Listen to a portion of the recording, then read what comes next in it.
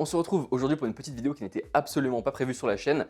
C'est une petite vidéo leaks tout simplement parce que ce soir, on est donc le jeudi, et bien il y a 3 nouveaux sets Lego Star Wars liés au Mandalorian qui viennent d'être leakés, pardon. Donc ce ne sont pas du tout les 3 sets qui ont déjà leaké au début de la semaine, donc le Razor Crest, etc. C'est 3 nouveaux sets qui étaient passés un petit peu en dessous des radars, qui sont assez niches et assez nouveaux, j'ai envie de dire, et qui sont assez intéressants. Bon, pour 2 d'entre eux, parce que le troisième, c'est un set Brickheads, je cache le suspense directement, c'est un set Brickheads, donc on s'en fout tous un petit peu, et bon, je vais quand même en parler pour la forme. Donc c'est des sets qui sortiront le 1er avril cette fois-ci, pas le 1er mai comme ceux qu'on a eu au début de la semaine, et c'est des sets qui ont été leakés par Walmart, tout simplement, donc l'entreprise américaine là, qui est un peu similaire à Carrefour en France, je pense, enfin en tout cas une marque de grande distribution, qui a révélé les images, et donc on a des images de très très bonne qualité de ces sets, les box art, etc., de ces sets qui sont plutôt sympathiques. Donc ils sont au nombre de 3 comme j'ai dit. Il y a tout d'abord le X-Wing de la Nouvelle République, un set dont on avait un petit peu entendu parler, mais pas plus que ça, donc on n'avait pas beaucoup de détails.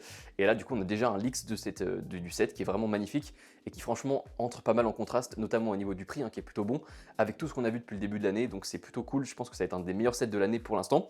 Ensuite, on a également le set des Brickheads de Mandalorian and Grogu Brickheads, enfin bref, avec les méchants et les gentils. Pas très intéressant de ce point de vue-là, enfin, à part si vous aimez bien les Brickheads, mais personnellement, ce n'est pas mon cas, c'est pas forcément une gamme qui m'intéresse. Et le dernier set, qui est également un set assez niche, assez intéressant, c'est le Anzellan Starship. Alors ça, pour le coup, on avait également entendu 2-3 leaks depuis quelques mois de ce set, donc le vaisseau qui est lié à l'espèce de Babu Frick, et effectivement, ça s'est concrétisé, et maintenant, on a les images de ce set qui est assez niche et du coup assez intéressant et très original, et qui change du coup de ce qu'on voit d'habitude chez Star Wars. Alors en plus de ces 3 sets, on a également eu quelques autres précisions sur les sets dont on avait déjà annoncé tout simplement la sortie il y a quelques mois, notamment au niveau de la navette impériale. On a donc les informations qui sont liées aux figurines, au prix et au nombre de pièces, donc je vais vous donner ça également à la fin de la vidéo. Donc on va commencer par le X-Wing de la Nouvelle République. Je pense que c'est le set qui vous hype le plus et c'est clairement le plus intéressant des 3 qu'on va voir dans cette vidéo. Alors ce set se compose de 558 pièces, 2-3 figurines et sortira au prix de 70 $.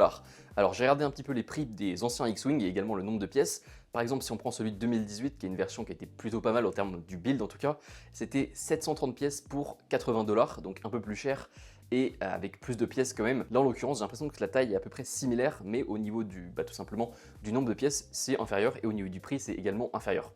Et en termes de figurines, c'est également inférieur, étant donné qu'il y en a une de moins. Enfin bref, même si c'est peut-être pas au même niveau que celui de 2018, je trouve quand même que le design est plutôt sympathique, qu'il est vraiment très très bien réalisé. Et c'est un set qui franchement est très cool. Le niveau du design, le bleu, ça marche très très bien. Et ça apporte une touche nouvelle à ce X-Wing qu'on a vu des centaines de fois. Donc voilà, ça rend le vaisseau un petit peu original. Et quand on le compare avec le set 4+, qui va sortir, non pas 4+, pardon, le set Smart Play, Smart Bricks qui va sortir donc à partir du 1er mars, lapsus révélateur, hein, désolé, eh bien ce set est plutôt pas mal et franchement ça fait vraiment envie quand on sait que celui qui sort le 1er mars coûte 90 $, 90 € et que celui-là coûte seulement 70. Voilà, en fait quand les parents vont voir les 2 véhicules, je pense, dans les rayons, et ben ils vont pas se poser la question, ils vont prendre celui-là plutôt que l'autre. Je vois pas ce qui fait plus envie en fait dans celui qui sort à 90 €. Donc franchement, très très bonne surprise ce set, on en avait un petit peu entendu parler mais pas trop non plus. Donc clairement je suis vraiment très satisfait, et en plus le box art est également magnifique, hein. Pas mal de gens ont noté que le box art était vraiment pas mal sur ces nouveaux sets liés au Mandalorian, et franchement je ne peux que confirmer. Là, c'est encore très très bien fait. Alors, au niveau des 3 figurines, on a un astromech. Ensuite, on a également une nouvelle version du colonel Ward, donc qui va également sortir dans le Razor Crest. Donc, c'est la figurine féminine qui est là donc dans une version pilote rebelle slash de la Nouvelle République. En tout cas, c'est une figurine plutôt sympathique qu'il va être cool de pouvoir avoir en plusieurs versions. Donc, la version pilote est la bienvenue. Et elle a également sa petite pièce de cheveux, comme on peut voir. Donc, une petite attention aux détails plutôt sympathique de la part de Lego, parce qu'on sait que généralement ils font pas trop ça. Et dernièrement, on a un autre personnage lié au Mandalorian, donc Carson Teva, qui est également un pilote de la Nouvelle République, enfin un personnage en tout cas de la Nouvelle République. Donc voilà, plutôt une line-up de figurines qui est assez satisfaisante, même si seulement 3, voilà. Bon, peut-être qu'on aurait aimé en avoir une 4ème, peut-être une figurine impériale en plus à côté, mais bon, 3 c'est déjà pas mal. Au niveau du prix, c'est pas non plus déraisonnable, et le véhicule me semble plutôt clean. Donc franchement, une très bonne surprise pour commencer. Ça semble être un set qui va plutôt bien marcher, et moi ça me semble être le meilleur set pour l'instant que j'ai vu de cette année, en tout cas qui a été révélé officiellement. Donc franchement, un très bon début pour cette nouvelle vague de leaks. Ensuite, je vais passer très rapidement, c'est pas le set le plus intéressant. On a donc le set de Brickheads de Mandalorian and Grogu, tout simplement. Je pensais qu'ils allaient pas en continuer cette gamme tout simplement, mais finalement ils continuent. Chaque année ils nous sortent un petit set Brickheads comme ça pour ceux que ça intéresse. Moi ça m'intéresse pas forcément parce que j'ai plutôt l'impression que c'est des figurines pop que des Lego, donc ça m'intéresse pas plus que ça. Mais il y a certaines personnes qui aiment bien ça, donc voilà. Bon, il y a quelques figurines, je vous mettrai à l'écran, j'ai pas plus détaillé que ça. Et donc, je vous donne le prix. Au niveau du prix, ce serait 40 $ pour 661 pièces. Et il me semble que les deux derniers qui étaient sortis, donc celui pour la revanche des Sith et celui pour la menace fantôme, coûtaient 50 euros donc, ou 50 dollars. Donc c'est plutôt pas mal au niveau du prix, encore une fois. C'est plutôt intéressant pour ceux que ça va intéresser forcément. C'est pas pour tout le monde les Brickheads, mais pour ceux qui aiment bien ça, eh bien je trouve que c'est un set plutôt sympa et qui a donc un prix raisonnable. On passe maintenant au dernier set qui a été leaké et c'est un set vraiment très spécial. C'est la première fois qu'on voit ça tout simplement chez Lego. C'est le Anzelan Starship. Alors ça également, c'est un set dont on avait eu quelques échos, même si c'était pas paru dans la première grande vague de leaks qui avait eu début janvier, c'était arrivé un petit peu après coup. Et alors là, on a le visuel et c'est un vaisseau qu'on n'a jamais vu parce que c'est un vaisseau qui va apparaître pour la première fois dans The Mandalorian et donc c'est un véhicule qui est lié à l'espèce de Babu Frick, donc le petit Gremlins là qu'on voit dans l'épisode 9 de Star Wars et qui est tout simplement fait pour faire de l'argent, tout simplement, c'est fait pour vendre des jouets. Et Lego a sauté sur l'occasion forcément en créant ce véhicule. Alors là pour le coup au niveau du prix je trouve que c'est un petit peu moins intéressant. On a 701 pièces, alors le vaisseau est absolument minuscule j'ai l'impression pour 701 pièces, ça doit vraiment être beaucoup de petites pièces de détail et il coûte quand même 75 dollars. Ensuite, on a également 3 figurines, mais ces 3 petites figurines, c'est juste des mini-figurines, hein, elles sont toutes petites. Et il me semble également qu'il y a un petit droïde qu'on voit également sur une des images, donc peut-être qu'il y a 4 figurines. Donc on a deux personnages de l'espèce de Babu Frick, sûrement Babu Frick et un autre personnage. Et à côté, on a Grogu, donc la nouvelle version de Grogu, avec son nouveau moule. Donc voilà, bon, de devoir payer 75 dollars pour 3 mini-figurines, voilà, des figurines qui n'en sont pas vraiment parce qu'elles sont vraiment minuscules, mais minuscules, eh bien je sais pas vraiment si ça va être assez intéressant pour les gens, peut-être que d'avoir une autre figurine exclusive assez sympathique qui sort du film également, ça aurait pu être un attrait supplémentaire, mais là je trouve que c'est un petit peu léger en termes de figurines pour demander le prix de 75 dollars, même si le vaisseau est cool et niche et tout ce que vous voulez, il est assez fun, mais j'avoue qu'au niveau des figurines, je suis assez déçu. Alors après forcément c'est un set qui éveille pas mal notre curiosité parce que voilà, c'est totalement nouveau dans l'univers Star Wars.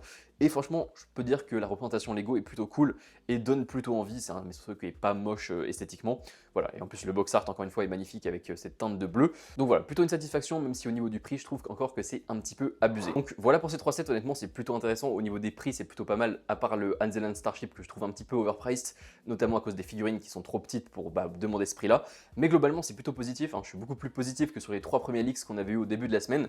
Donc ça s'annonce plutôt bon. Alors, ensuite, on va passer maintenant pour finir la vidéo sur les 2 nouvelles informations qu'on va avoir sur 2 sets qui avaient leaké le mois dernier. Donc l'Imperial Shuttle et également le Sandcrawler. On a les informations des figurines, du prix et également des pièces. Donc on commence par la navette impériale qui aura donc un piece count de 961 pièces et qui coûtera 140 dollars. Donc on peut s'attendre à ce que ça coûte aux alentours de 130-140 euros. Je pense que ce sera à peu près le même prix qu'en dollars. Et donc ce set aura plus de pièces que la version vraiment très bien de 2016, donc la version playset de 2016, pardon, qui est reconnue comme la meilleure version qui était sortie de cette navette impériale. Donc ça annonce du bon, même si on sait que forcément la plupart des pièces vont être utilisées pour tout simplement apporter du détail et que ça sera peut-être pas aussi gros. Mais en tout cas, ça laisse annoncer du bon, ce sera mieux que la version de 2020, en tout cas je pense. Alors ensuite, au niveau des figurines, on aura donc le Mandalorian, bien évidemment. On aura 2 Stormtroopers, on aura également le Moff Gideon et le Pen Pershing, donc qui est l'officier impérial médical, il me semble que c'est ça. Et on aura également la figurine de Fennec Shand, donc qui est une Bounty Hunter, qui est également qu'on avait également vu donc dans le Mandalorian. Donc ça c'est pas forcément un set qui va être basé sur le film, il me semble que plutôt que c'est basé sur la série parce que c'est des personnages pardon et qui seront morts normalement dans la timeline au moment du film. Donc ça je pense que c'est plutôt basé en fait sur la série et que ça va reprendre des éléments de la série pour tout simplement ramener un peu de hype autour de la série. Et donc pour finir, ça va être la même chose pour le Sandcrawler qui devrait sortir en août apparemment. C'est une nouvelle information, ce Sandcrawler sortira en août et non pas en mai ou en juin comme on avait pu voir. Donc ce set fera 1700 pièces, il coûtera 200 dollars, donc voilà, c'était à peu près la fourchette qu'on avait eue, donc ça sera la fourchette haute, on était entre 180 et 200 dollars, donc là ça sera plutôt la fourchette haute avec 200 dollars. Et donc on a la précision que ce set sera basé sur la saison 1 de Mando, donc ça revient un peu sur ce que je disais également pour le set précédent, donc l'Imperial Shuttle, c'est-à-dire que le set sera basé sur la série pour relancer la hype autour de la série. Au terme de figurines, on aura donc Grogu bien évidemment, on aura également donc la version de Mando, la muddy version de Mando, donc qui est boueux on va dire, et on aura également la figurine de Quill et de 3 Jawa gris. Donc voilà, des figurines plutôt intéressantes. J'avoue que s'il n'y a que 6 figurines, c'est assez décevant. J'aurais peut-être aimé avoir 2-3 autres figurines en plus, même si j'avoue je suis pas un spécialiste du Mandalorian, donc je ne saurais pas quelle figurine je voudrais avoir de plus, mais j'ai l'impression que là d'avoir que ces figurines là, c'est assez décevant. Pour revenir sur le piece count, on sera donc 500 pièces au-dessus de la dernière version de 2018, ce qui laisse présumer quand même que le set sera plus gros, même si encore une fois, On sait forcément que le set aura plus de pièces de détail. Je pense quand même que cette version du vaisseau sera largement plus grande que celle qu'on avait vue en 2018.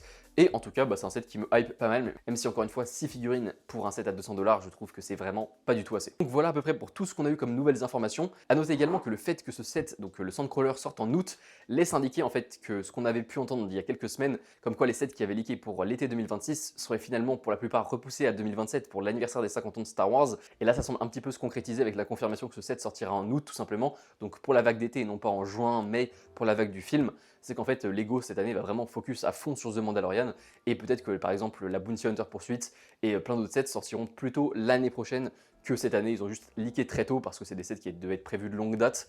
Donc voilà, moi c'était une crainte que j'avais eue également dans ma première vidéo leaks que j'avais faite il y a un mois. J'avais dit ouais, ça me semble assez bizarre quand même qu'ils fassent des leaks aussitôt pour des sets pour 2027, mais ça pourrait être le cas parce qu'il y a tellement de sets qui ont leaké pour cette année que ça semble assez bizarre qu'il y ait autant de sets. Donc là voilà, c'est une crainte qui se confirme un petit peu. Enfin une crainte, dans tous les cas les sets vont tous sortir, mais ça confirme juste le fait que bien ces sets vont sortir plutôt en 2027 et que là cette année on sera vraiment focus quasiment à fond sur The Mandalorian avec donc je pense également l'Imperial Shuttle qui devrait sortir en août. En tout cas voilà, ce sera peut-être plutôt ça la vague d'été que les sets dont on avait entendu parler. Il y en aura certains qui seront quand même pour cette année je pense, peut-être que le Ewok Village sera également pour 2026 et par contre il n'y aura clairement pas tous les sets qui avaient été annoncés en janvier pour le mois d'août, c'est clair. Donc voilà pour cette petite vidéo, j'espère qu'elle vous aura été utile, qu'elle vous aura bien informé et moi je vous donne rendez-vous dimanche pour la vidéo où je fais l'opening donc de mes 4500 pièces que j'ai achetées au mois de janvier pour faire des mocks etc. Ça va être assez insane, donc il y a pour plus de 350 € de pièces, donc c'est assez énorme. Je vous donne rendez-vous dimanche pour voir tout ça. En attendant, j'espère que la vidéo vous aura plu, qu'elle vous aura été utile et je vous dis à très bientôt pour cette prochaine vidéo. Au revoir.